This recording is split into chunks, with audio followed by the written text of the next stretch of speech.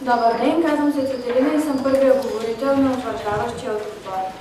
Темата на днешните дебати в България има гражданско общество и вероятно една от най-обсъжданите теми в последно време.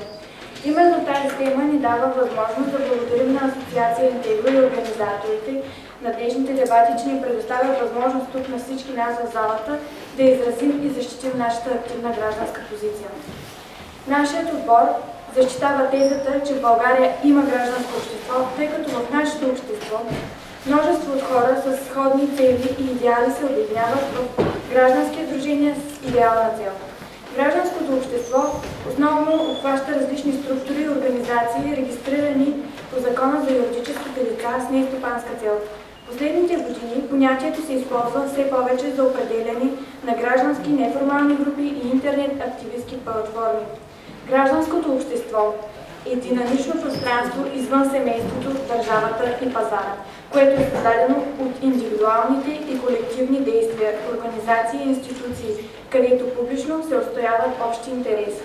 Нашият първи аргумент, защитаващ тезата, че в България има гражданско общество, е свързан с граждански действия като провеждане на протести, изразяване на мнение в интернет форуми и блогове. Гражданското ни общество използва практически всички възможни средства за комуникация. Блогове, онлайн петиции, онлайн протести, участие в подписки, демонстрации, организиране на инициативи през социалните мрежи представляват неотделима част от съвременните тенденции в гражданското участие. Вторият ни аргумент, утвърждаващ тезата, че в България има гражданско общество, е свързан с наличието на много и различни граждански сдружения с идеална цел. Гражданското общество в България се назовава по различни начини, които са взаимосвързани. Неправителствени организации, нестопански организации, граждански сектор, граждански организации. Третият ни аргумент, защитаващ тезата, че в България има гражданско общество, е свързан с това, че белег на гражданското общество са свободните обществени медии. Те осигуряват различни гледни точки, различни източници, различни начини за поднасяне на информацията пред обществото. Гражданско общество в България има и то ще продължава да се развива. То ще бъде колектив за законодатели и политици. Провеждането на нашите дебати в Русен навярно не е случайно. Нека не забравяме за онези 6 русенки, които с протестите си против обгазяването на града накараха не само русенци, но и цялата общественост да се надигнат на протест и защитят правата си и своята гражданска позиция. Благодаря.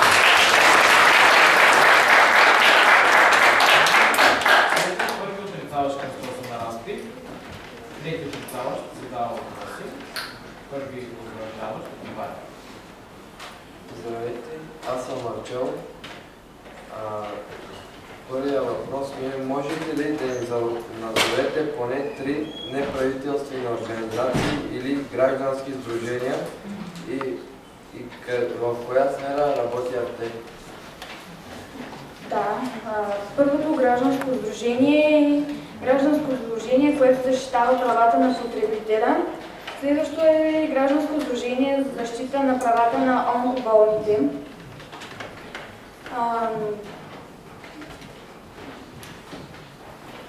Много от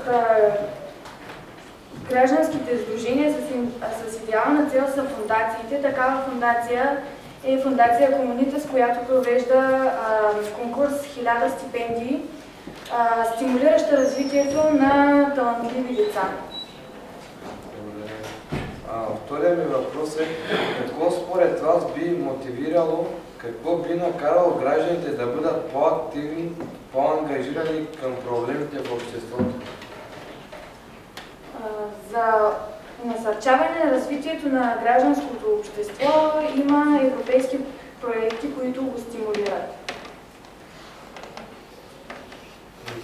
Много съгласен с вашия отговор. Третия въпрос е, може ли членството в синдикална или професионална организация да е доказателство за гражданска активност? Разбира се, че може. Това е утвърждаване на гражданската позиция. Не.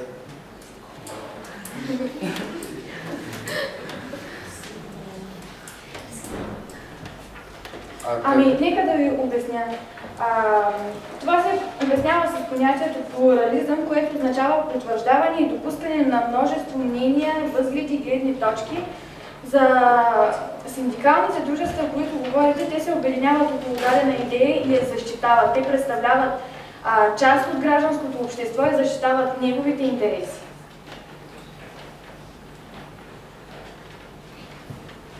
Какво според вас означава човек да бъде граждански активен?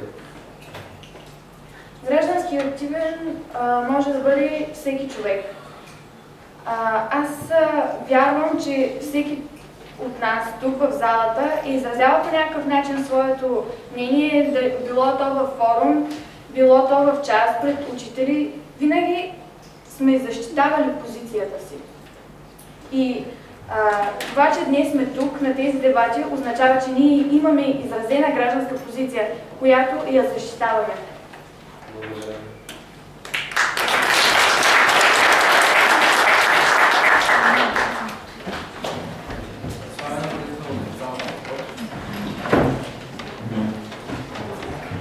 Първо, здравейте, казвам се Аспарух и съм първи говорител на отбора на отрицаващите. Ние сме ученици от професионална гимназия по транспорт и лека промишленост в град Омуртаг. Това са моите съотборници Мария и Марчело.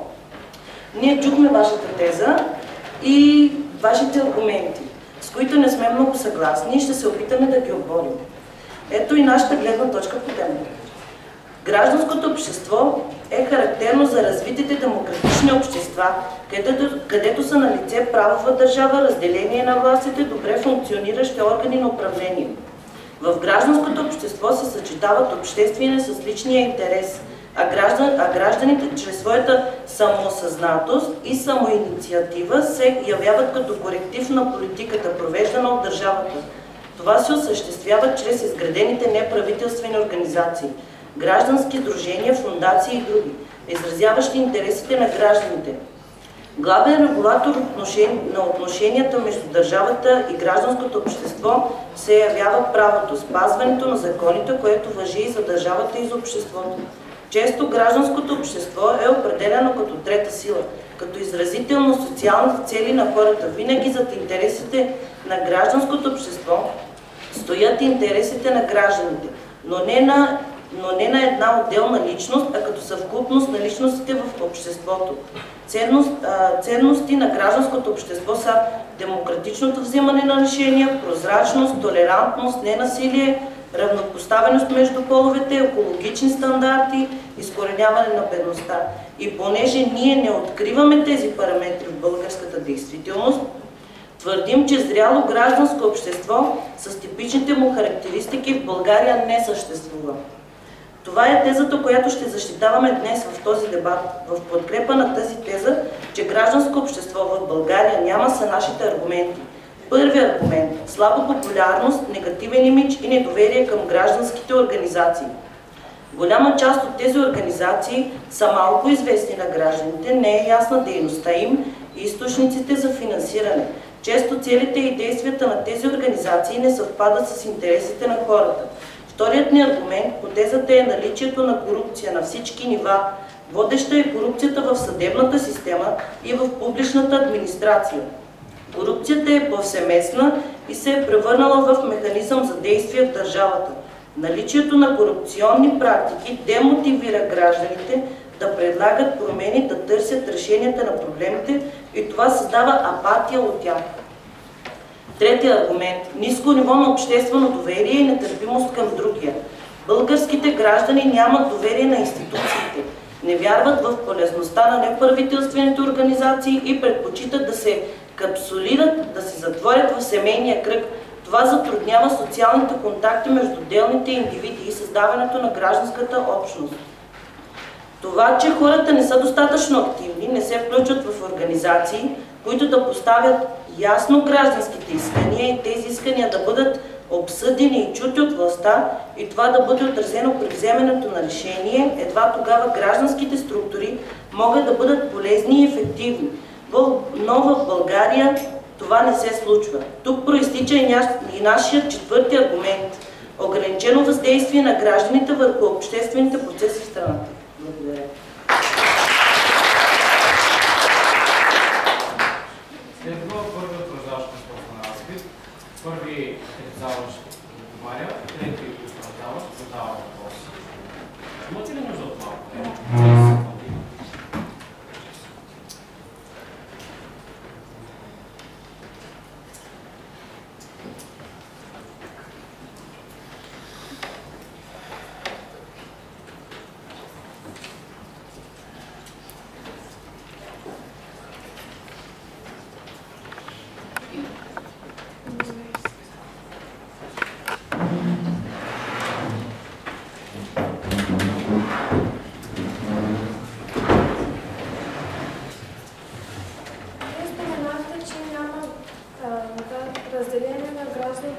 властите в България?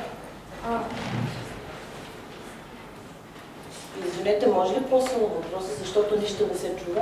Има ли разделение на властите в България? Има ли разделение на властите на България? Не мисля така. Извинете, да, има разделение. Щом има, защо казвате, че няма гражданско общество? Защото няма гражданско общество в България, защото всичко, мила, е корупция. Всичко е корупция.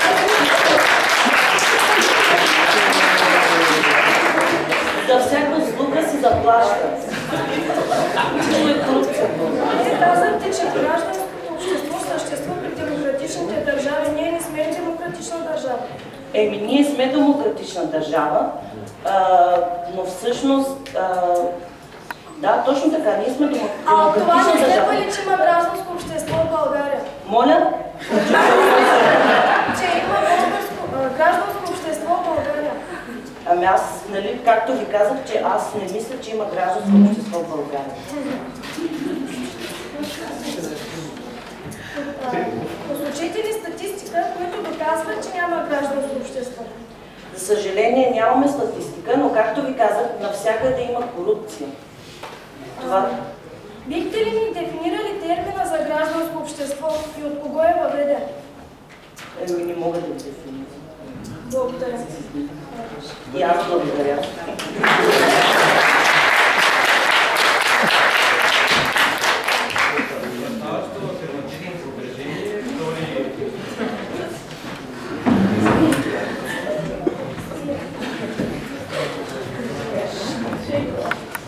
Здравейте, аз съм Венци, съм втори утвърждаващ. Форма на гражданската позиция е акт на собствената инициатива, решимост, приемане на отговорност при осъзнаване и приемане на определени икономически, социални и конструктивни модели на управление в една гражданска общност. Нашият първи аргумент бе, че всеки граждан има възможност да изрази своята гражданска позиция чрез протести, стачки, референдуми и други. Примерите за това са много и ние ще посочим някои от тях. Свидетели сме на протести през последните месеци. Хиляди хора в цялата страна излязаха на национален протест срещу високите сметки за ток и пари. Протестите бяха спонтанни и всеки изрази своята позиция, като се включи в тях. Да припомним и за десетки хора от ромски произход, които протестираха пред съдебната палата в София. Те не искаха доживотна присъда за околентират Петко Еленков, който на 2 март застреля 16-годишният Велин Стоянов и 14-годишният му приятел Камен Асенов. Всеки човек в България има право да протестира и да изразява своята гражданска позиция, но нека да не забравяме, че това не трябва да бъде за сметка на останалите граждани и в рамките на закона. Друг аргумент, изразяващ нашата позиция, е създаването на граждански сдружения с идеална цел. Всяка форма на договаряне на граждани по повод на нещо, което искат да направят заедно, сами за себе си, гражданско сдружение. Примери за това са организации с нестопанска цел, фондациите, асоциациите и НПО.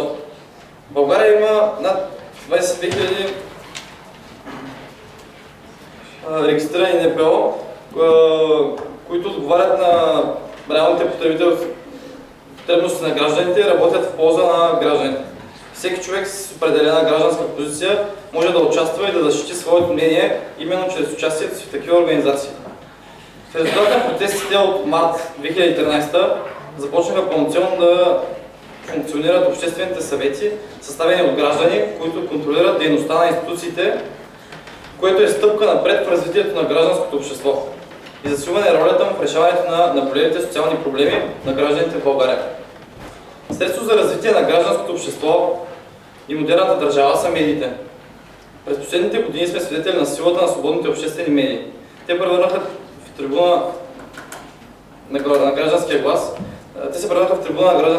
Те осигуряват различни гледни точки на процесите в държавата, използват различни източници и сме свидетели как една телевизия организира кампания да изчистим България за един ден и как ние се включиха хиляди граждани.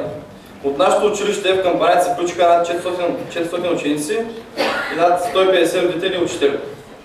Блогове, социалните мрежи, приложенията за мобилните телефони, форумите и новините са място, в което младите хора свободно изразяват своята гражданска позиция. Ние, младите хора, се възползваме от това, за да направим нашите дейности известни, оценявани и подкрепени от всички граждани. Всички приведени аргументи са в полза на нашето твърдение, че има гражданско общество в България и ние трябва да сме активен субект в него. Благодаря. Първи представящ Кръстов Разпит, втори утвърждаващ отговаря, първи отрицаващ задава въпроси. Кой е първи? Аз.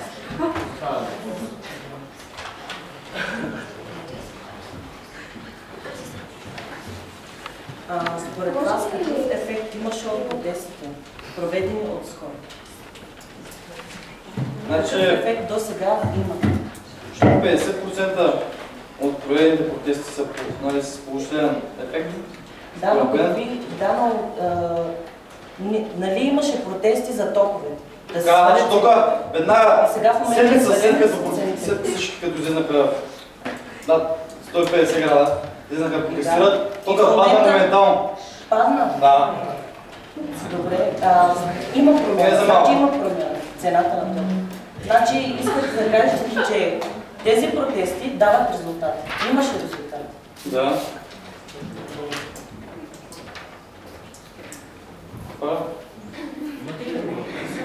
Имате ли защото 30 секунди да ви дам на каквото точно някакво? Айде.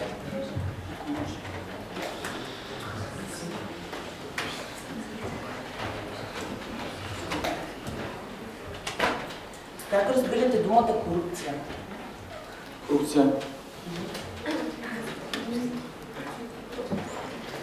България е доста засилена, за жалост. Не ви подкрепям. Значи, чрез тази форма на гражданското общество, ние се борим срещу корупцията. Все още повечето хора са неопитни, но се учат.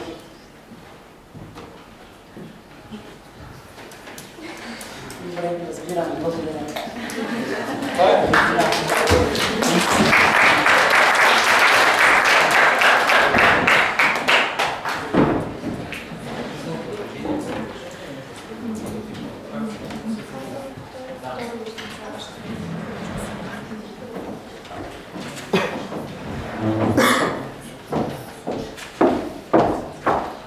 Здравейте, казвам се Мария и съм втори говорител на отрицаващия протокол. Доклад на Институт Отворено общество отчита ниско ниво на обществена активност в България. Данните сочат, че едва 18% от гражданите са участвали в подписване на петиции, 15% в протести и около 5% са бойкотирани някакви решения. Отново според това проучване, по-висок е процента на пасивните форми на гражданско участие като готовност за заемане на принципна позиция по даден проблем, готовност за сигнализиране на органите на реда при нарушения и други. Това очертава тенденция на ограничена гражданска активност и липса на ангажираност към различните обществени дейности. Обикновено, когато има личен мотив, когато е лично засегнат, едва тогава човек е граждански активен. Много хора предпочитат да премълчат нарушенията или нередностите, въпреки че са били свидетели или потърпевши, защото смятат, че няма да има резултат, че нищо няма да се промени, че няма смисъл да губят време и енергия за проблемите в обществото. Гражданите стават сила, когато са обединени в организации. В България съществуват около 4000 организации на гражданите, но много от хората не знаят с какво точно се занимават тези организации. Няма прозрачност на дейността им и на източниците, които ги финансират. В повечето случаи те са финансирани отвън. Съществува убеждение, че много от тези организации са структури, чрез които или се заобикалят данъчните закони в конкретен частен интерес, или се усвояват неправомерно средствата от еврофондовете. Много от организациите са обвинени, че участват в корупционни схеми при финансиране на свои проекти, при възлагане на обществени поръчки.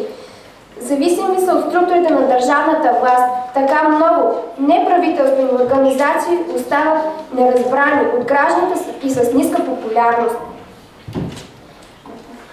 Гражданските организации не успяват да отговорят на обществените очаквания, на ежедневните проблеми на хората. Организациите имат повече политически, отколкото граждански и професионални функции или постепенно прерастват в политически движения. Така се стига до едно разминаване между дейността на организациите и интересите на хората. Всъщност не е важен броят на гражданските организации, а дали те ефективно влияят върху обществения живот. Проучване на Институт Отворено общество показва, че влиянието на гражданските организации върху обществените процеси е ограничен. Липсва диалог, партньорство между институциите, гражданите и техните организации. Липсва механизъм. Правила за работа, с които гражданите пряко да взаимодействат с държавата. Обикновено решението се взема отгоре, спуска се за изпълнение и за това хората недоволстват. Смисълът на гражданското общество е да дава експертни решения, които да подпомагат държавата. Когато гражданите предлагат различни гледни точки, участват в обсъждането и вземането на решения по важни обществени проблеми, тогава те се съобразяват и спазват тези решения. Но това не се наблюдава в България. Затова гражданите у нас реално не влияят върху вземането на важни решения. Това е още един аргумент, че гражданско общество в България не съществува.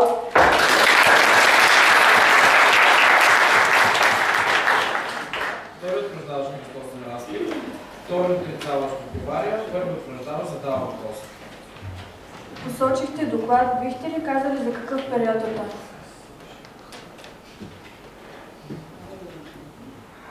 Актуална ли е информация? Да. За какъв период е? Мисля, че... Това, че има много лично засегнати хора, които изразяват своята активна гражданска позиция, не значи ли, че има гражданско общество в България? Човек може да е активно, когато е лично засегнат. Бихте ли повторили дефиницията си за гражданско общество? За гражданско общество.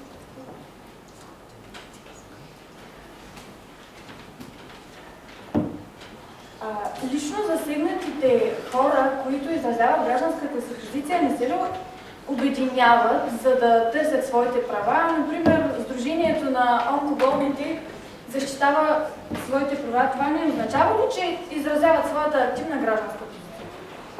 Изразяват се стачки, но никой не ги чува. Не се организират и не предлагат своите, примерно, решения на... А как ще коментирате това, че са въведени граждански квоти в почти всяка инстанция на управление? Може ли да го въпроса? Как ще коментирате факта, че са въведени граждански квоти, които да представляват гражданския интерес и да защитават гражданската активна позиция?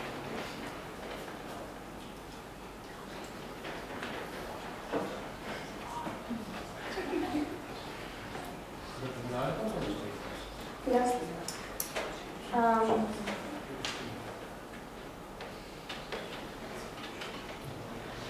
По какво следите, че хората не са запознати с принципите, по които действат неправителствените организации? Бихте ли посочили някаква статистика или доклад, който да го доказва? Може да го... По какво съдите, че обществото не е запознато с практиките на неправителствените организации и общо гражданския сектор? И можете ли да посочите някакви статистики и въобще да приложите някакви доказателства за това? Благодаря за вниманието.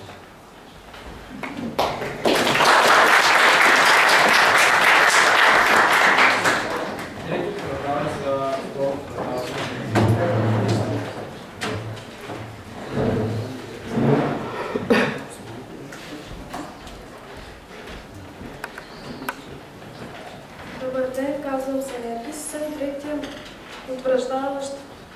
Ние като членове на клуб дебати от СО Христотев защитаваме позицията, че има гражданско общество в България. Ние с нашите аргументи и примери го доказваме. Искам още веднъж да ви припомня нашите аргументи. Първият аргумент е свързан с изразяване на граждански позиции чрез провеждане на протести и изразяване на мнение в интернет форуми и блогове. Вторият аргумент аргумент е свързан с наличие на много различни граждански сдружения с идеална цел – фондации и неправителствени организации.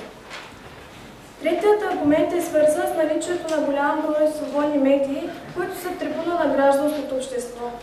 Гражданското общество в България е все още младо в изразяване на своето мнение публично, но въпреки това то събра смелост и започна да се бори за своите права. Доказателство за това са протестите, проведени наскоро. Техните искания и техния глас бе чут, като срещната страна предложи и други начини за разрешаване на проблема. Много граждански сдружения с идеална цел, фондации и неправителствени организации са и ярък израз на гражданско общество в България. Медиите дават възможност на гражданското общество да се усъвършенства в търсене на решение на възникналите проблеми. В България има голям брой свободни медии, които осигуряват различни гледни точки, различните източници и различните начини за поднасяне на информация на гражданите. Чрез медиите се чува гласът на гражданското общество.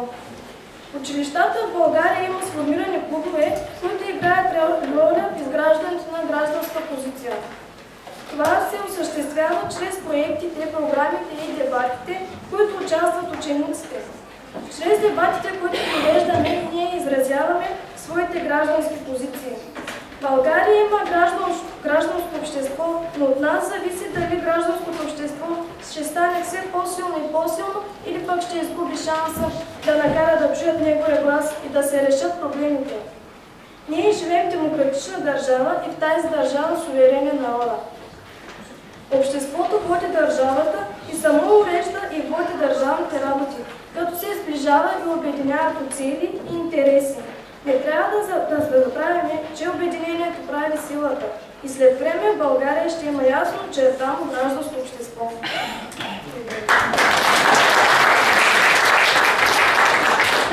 И последно второ отрицаващо негативно опровержение, трети отрицаващ.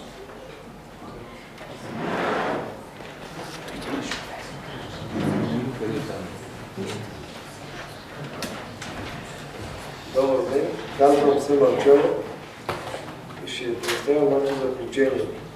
Днес, 23 години след началото на прехода в България, много проблеми остават на дневен ред. Ние още сме далеч от нормалното гражданско общество, където над всичко са законът и моралът.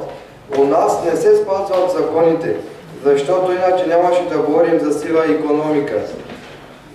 Нямаше да слушаме за схеми за източване на ДДС или пък се приемат закони, които обслужват групови или лични интереси.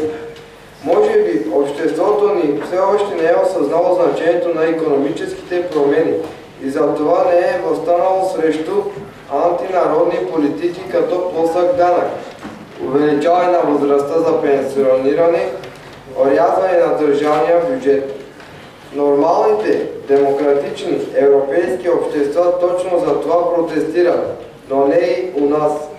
У нас гражданското общество не съществува, а дали изобщо е възможно да го има.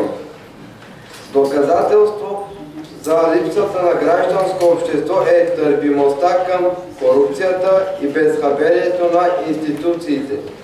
Колко от нас са сигнализирали органите при нарушения? Колко от нас са давали подкуп на служебно лице? Колко от нас пътуват без билет или не си плащат данъците? Да, трябва да се протестира не само когато властта навлезе в личния ни периметър, когато сме лично засегнати, а трябва да държим сметка на управляващите за всяко решение, което ощетява обществото. Дори и да не ни засяга пряко. Не е достатъчно проблемите само да бъдат назовани, критикувани или споделени в интернет блогове и протестите да не изчерпват само свикащи тълпи и барикади, а трябва да има отговорни, мислещи хора с експертни мнения, които да подпомагат управляващата власт с рационални, адекватни, разумни решения. Всъщност, целта на гражданските действия не е хората да крещят по улиците, да изпускат пара, когато им е прекипяло, а да се разпознае точната фигура или институция, която е отговорна за решаване на проблема. Иначе всеки граждански протест ще се тълкува като опит за нагнетяване на обстановката в държавата, а гражданите ще бъдат манипулирани и използвани за параван в политическите партии.